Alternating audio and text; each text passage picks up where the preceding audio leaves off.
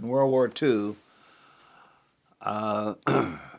segregation and discrimination kept the Negro recruit from doing anything in the Navy except being a messman.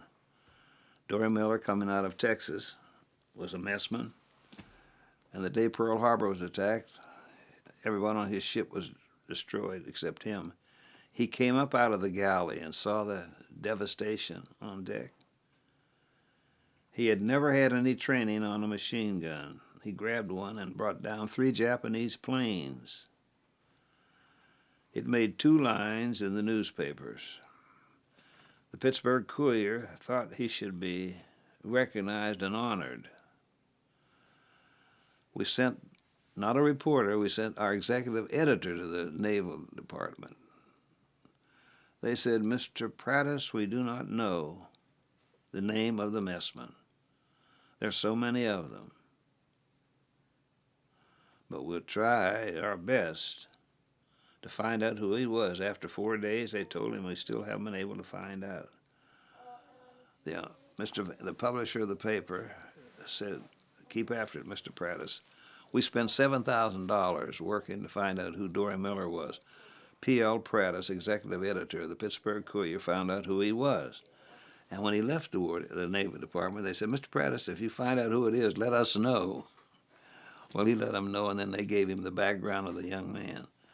And we made Dorie Miller a hero. We advocated that he get a Congressional Medal of Honor, particularly after he was killed. Later on, he was killed on another ship. But during World War II, the War Department, Navy Department was so bitter and angry at the black press for forcing the president to open up the armed services to us. They never gave 1 Congressional Medal of Honor during World War II. But we had gotten Congressional Medals of Honor in every war we had fought, Revolution, Civil War, etc., etc., but they didn't do it in World War II. I was lucky. When the war was over, the War Department included me in one of 5 or 7 correspondents that were given citations by the Secretary of War for distinguished reporting. That was a first for the black reporter. And we thought that in Dorie Miller's case, it opened the doors in the Navy for 2 other young men who did the same thing. They manned some guns. But a few years later, we got them, after they opened up the Navy, we got our ensigns in the Coast Guard and so forth and so on.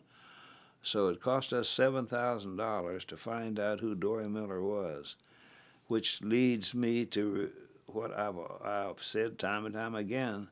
The black press was needed in order to show the positive side of what we were doing in this war. And Pearl Harbor and Dorie Miller go hand in hand.